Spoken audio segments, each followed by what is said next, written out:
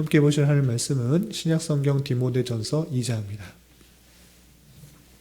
오늘 10월 18일 디모데전서 2장을 읽는 날인데, 이 장은 길지 않으므로 1절부터 마지막 15절까지 함께 봉독하겠습니다. 신약성경 디모데전서 2장 1절부터 15절까지 말씀, 신약성경 338쪽 전후를 보시면 되겠습니다. 1절부터 함께 봉독합니다. 그러므로 내가 첫째로 권하노니 모든 사람을 위하여 간구와 기도와 도구와 감사를 하되 임금들과 높은 지위에 있는 모든 사람을 위하여 하라. 이는 우리가 모든 경건함과 단정함으로 고요하고 평안한 생활을 하려 함이라. 이것이 우리 구주 하나님 앞에 선하고 받으실 만한 것이니 하나님은 모든 사람이 구원을 받으며 진리를 아는 데에 이르기를 원하시느니라. 하나님은 한 분이시요 또 하나님과 사람 사이의 중보자도 한 분이시니 곧 사람이신 그리스도 예수라. 그가 모든 사람을 위하여 자기를 대속물로 주셨으니 기약이 이르러 주신 증거니라. 이를 위하여 내가 전파하는 자와 사도로 세움을 입은 것은 참말이요 거짓말이 아니니 믿음과 진리 안에서 내가 이방인의 스승이 되었노라. 그러므로 각처에서 남자들이 분노와 다툼이 없이 거룩한 손을 들어 기도하기를 원하노라. 또 이와 같이 여자들도 단정하게 옷을 입으며 소박함과 정절로서 자기를 단장하고 따은 머리와 금이나 진주나 값진 옷으로 하지 말고 오직 선행으로 하기를 원하노라. 이것이 하나님을 경외한다 하는 자들에게 마땅한 것이니라. 여자는 일체에 순종함으로 조용히 배우라. 여자가 가르치는 것과 남자를 주관하는 것을 허락하지 아니하노니 오직 조용할지니라. 이는 아담이 먼저 지음을 받고 하와가 그 후며 아담이 속은 것이 아니고 여자가 속아 죄에 빠졌음이라. 그러나 여자들이 만일 정숙함으로써 믿음과 사랑과 거룩함에 거하면 그의 해산함으로 구원을 얻으리라. 아멘. 예, 감사합니다. 오늘 말씀의 본문은 디모데전서 2장입니다. 우리가 어제 살펴봤던 디모데전서에서는 디모데에게 편지한다는 그런 인사말과 함께 디모데가 왜 에베소에서 사역을 하고 있는지 다시 한번 그 이유를 설명하면서 에베소 교회에 에베소 성도들에게 다른 복음을 전하고 있는 그런 상황 속에서 너가 바른 복음을 전해서 올바로 목회해야 될 것을 권면하며 독려하는 말씀으로 되어 있습니다. 그리고 계속해서 이 장을 살펴보면 기도에 대한 권면과 또 예배에 대한 태도에 대한 그런 본문으로 계속 이어지고 있습니다. 그래서 우리가 읽었던 이 장 중에서 1절부터 7절까지는 성도가 올리는 기도의 내용과 범위가 어떠해야 되는지에 대해서 알려주고 있고, 또 8절부터 마지막 15절까지는 예배 시간에 지켜야 될 남자와 여자의 그런 태도가 어떠해야 되는지, 어떤 자세로 예배를 드려야 되는지 계속해서 권면하고 있습니다. 그러면 내용을 좀 자세하게 살펴보도록 하겠습니다. 우선 2장 1절에서 보면 그러므로 내가 첫째로 권하노니 모든 사람을 위하여 간구와 기도와 도구와 감사를 하되 라고 됐습니다. 그래서 모든 사람을 위해서 기도를 해라. 기도할 때 어떤 사람 또 내 자신만을 위해서 기도하는 것이 아니라 모든 사람을 위해서 계속적으로 기도하고 또한 간구하고 또 돕는 기도를 하고 감사를 하라라고 되어 있습니다. 그런데 모든 사람들을 위해서 차별을 두지 말고 다른 사람들을 위해서 기도하는데 특별히 2절에 보면 이 사람들을 위해서 기도하라라고 되어 있습니다. 어떤 사람인가? 2절 보면 임금들과 높은 지위에 있는 모든 사람을 위하여 하라 그랬습니다.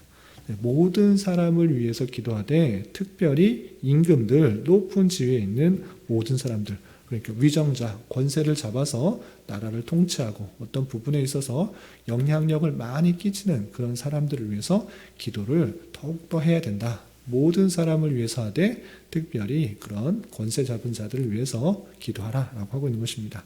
왜 그들을 위해서 더욱더 기도해야 되는가? 계속해서 이유까지 설명하고 있는데 2절 하반절에 보면 이는 왜 그들을 위해서 기도해야 되냐 하면 우리가 모든 경건과 단정함으로 고요하고 평안한 생활을 하려 함이라 되었습니다.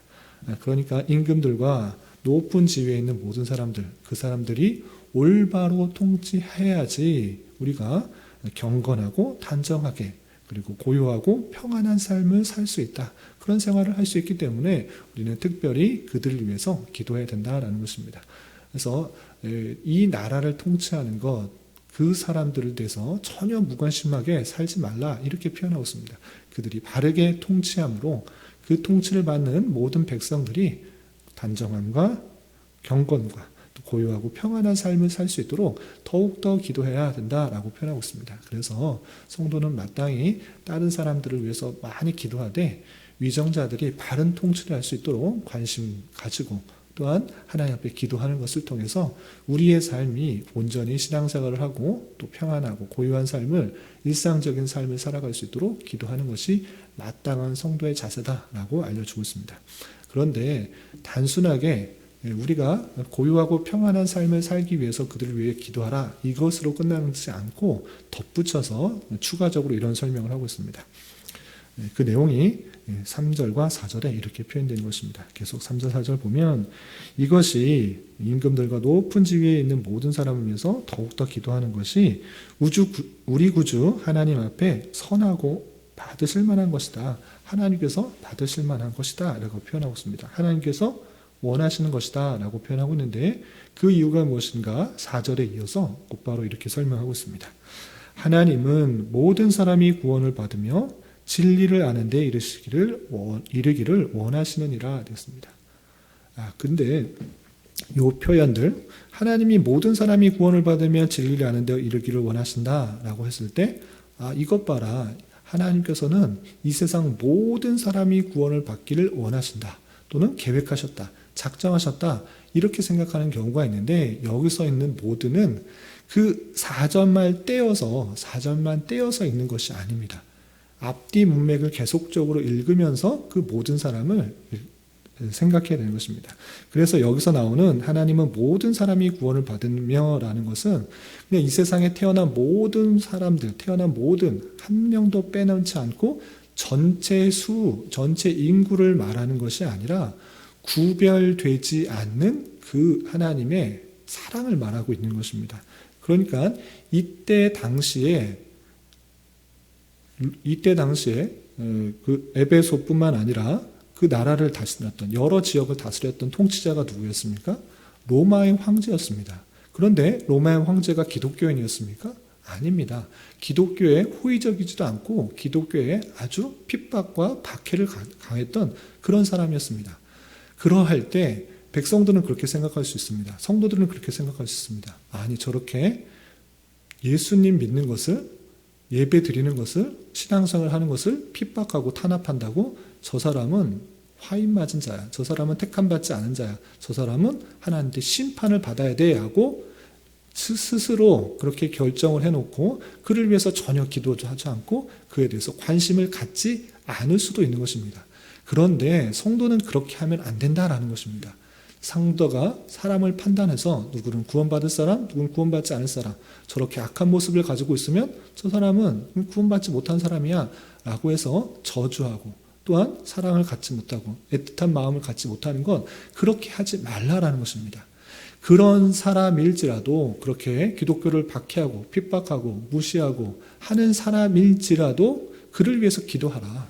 하나님께서는 그런 사람도 구원받기를 원하신다. 하나님께서는 차별이 없는 그런 하나님이시다라는 것들을 보여주는 것입니다. 그래서 이 세상 전체 모든 사람이 구원받기를 하는 것이 아니라 그렇게 핍박과 탄압과 조롱을 하는 사람일지라도 하나님께서는 받으실 사람이 있으니 그런 마음을 품고 계속적으로 기도하라. 그것이 하나님의 뜻이다라고 하나님께서 받으시는 그런 기도다라고 표현하고 있는 것입니다. 그래서 4절만을 앞뒤 문맥 전혀 상관없이 4절말 띄어서 모든 사람이 구원받기 원하시고 모든 사람이 진리에 이르시기 원하는 것이 하나님이다 라고 하면서 보편 속죄, 만인 구원, 이것을 말하는 것은 전체 성경과도 맞지 않고 앞뒤 문맥만을 읽어서도 그걸 말하는 것이 아니라는 것들을 잘 기억해 봐야 될 것입니다.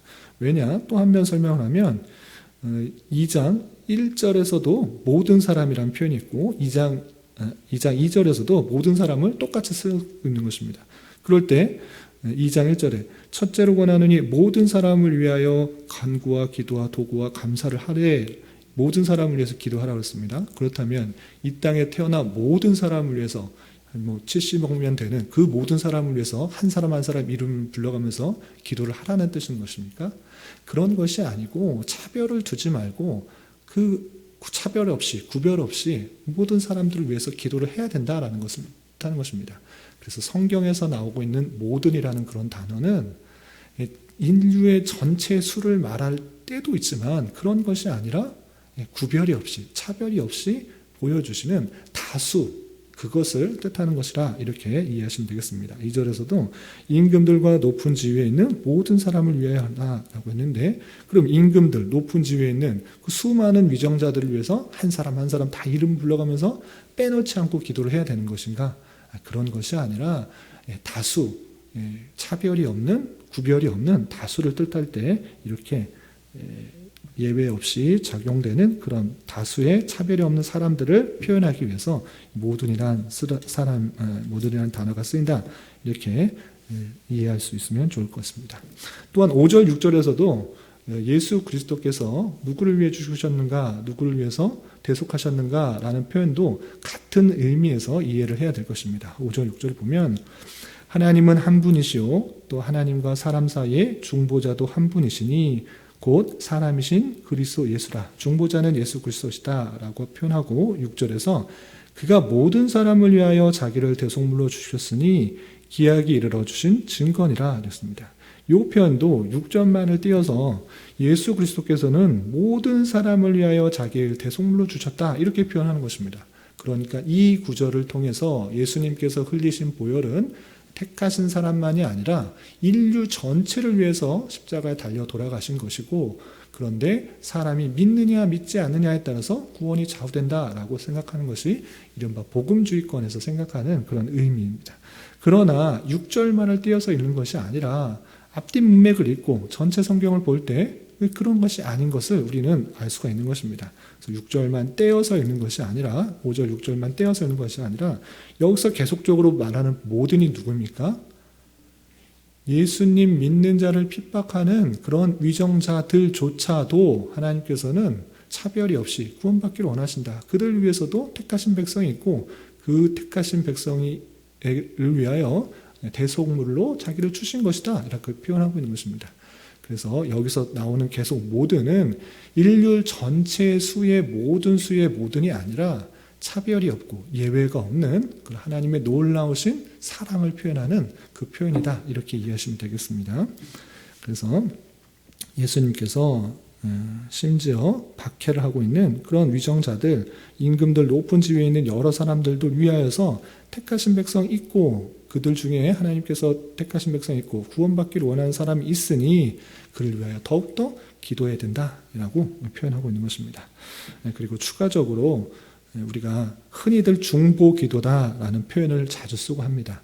남을 위해서 남을 돕는 기도를 중보기도라고 표현하는데 될 수 있으면 우리 교회에서는 중보기도라는 표현을 자제하면 좋을 것 같습니다. 물론 쓸 수도 있습니다. 그러나 5절의 표현에 의해서 중보기도라는 표현은 자제하는 것이 좋습니다. 왜 그렇습니까? 5절 보면 하나님은 한 분이시오 하나님과 사람 사이에 중보자도 한 분이시다라고 선언을 했습니다. 맞습니다. 하나님과 사람 사이에 그 사이를 이을 사람은 오직 중보자 대신 예수 그리스도 한 분밖에 없습니다.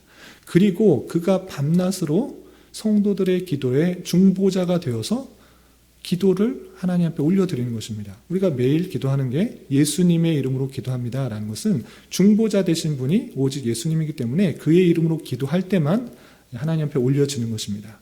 그런데 자칫 중보기도라는 표현이 우리가 마치 중보가 되는 것 같이 기도하는 것이 있기 때문에 그렇습니다. 중보자 되신 분은 오직 예수 그리스도고 하나님과 사람 사이에 우리를 중보할 수 있는 분은 오직 주님밖에 없는데 중보 기도를 한다라고 했을 때 우리가 그 사이에 마치 끼어들 수 있는 것 같은 오해를 끼치게 되는 것입니다. 그래서 디모데전서 2장 5절의 표현에 의해서 우리의 기도는 도고라고 표현하는 것이 맞습니다. 여러 사람을 위해서 돕는 기도, 그것은 도고라고 표현하는 것이 오해가 되지 않을 수 있기 때문에 우리 교회에서는 중보 기도를 합니다 이렇게 표현하기보다는 도고를 하겠습니다 라고 하는 것이 좋습니다. 왜냐하면 2장에서 1절에서 그 표현이 있기 때문입니다. 2장 1절에서 우리가 아까 본 것처럼 모든 사람을 위하여 간구와 기도와 도고와 감사를 하되, 우리는 도고를 하라고 되어 있지 중보 기도를 하라 이렇게 표현하지 않습니다. 성경에 어디에서도 중보 기도를 하라라는 표현은 그래서 표현되지 않습니다.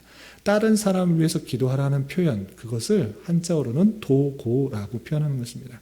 그래서 오해가 될 수 있기 때문에 중보 기도라는 표현보다는 돕는 기도, 도고라고 표현하는 것이 더 합당한, 오해가 없을 수 있는 기도의 모습일 것입니다. 그리고 8절 이하 15절까지는 교회 안에서 특별히 예배를 드리는 가운데 있어서 남자 성도와 여자 성도의 태도, 자세, 위치가 어떠한지 계속 설명하고 있습니다. 그 내용도 좀 살펴보겠습니다. 8절을 보면 그러므로 각처에서 남자들이 분노와 다툼이 없이 거룩한 손을 들어 기도하기를 원하노라 됐습니다. 그래서 각처는 그냥 모든 장소 이것을 말하는 것이 아니라 우리가 예배를 드릴 때 예배의 각 처소가 있는 것입니다. 예배의 각 처소, 그 처소마다 특별히 남자들이 기도할 때 분노와 다툼이 없이 거룩한 손을 들어 기도하기를 원한다라는 것입니다. 그러니까 예배 장소에서만 기도하는 거룩한 모습들, 또 하나님 앞에 나아가는 모습들 그렇게 있고 실제 삶에 있어서는 구별되지 않은 그런 모습들 있을 수도 있는 것입니다. 그렇게 행하지 말고 거룩하고 구별 없는, 다툼이 없는 그런 모습으로 예배 자리에 나와서 기도해야 마땅하다라고 표현하고 있는 것입니다. 참고로 여러분 말씀일기 책자에 있는 것처럼 마태복음 5장 23절 24절 보면 예물을 제단에 드리려다가 거기서 내 형제에게 원망을 들을 만한 일이 생각나거든 예물을 제단 앞에 두고 먼저 가서 형제와 화목하고 그 후에 와서 예물을 드리라 라고 됐습니다. 그러니까 예배 장소 안에서 그 예배 드리는 행위만 중요한 것이 아니라 실제 되돌아가서 구별된 삶, 하나님께서 원하시는 삶, 그것을 살아야지 하나님께서 그 기도를 받으시고 제물을 받으시고 또 예배를 받으신다라고 할 수가 있는 것입니다.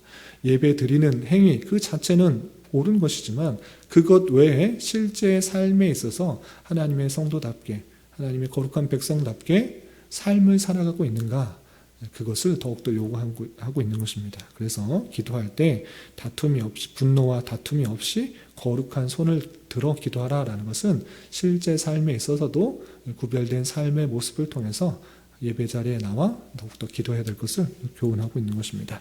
또 9절에서는 여자들이 어떻게 되는가 쭉 설명하고 있는데 9절 이하 계속해서 살펴보겠습니다.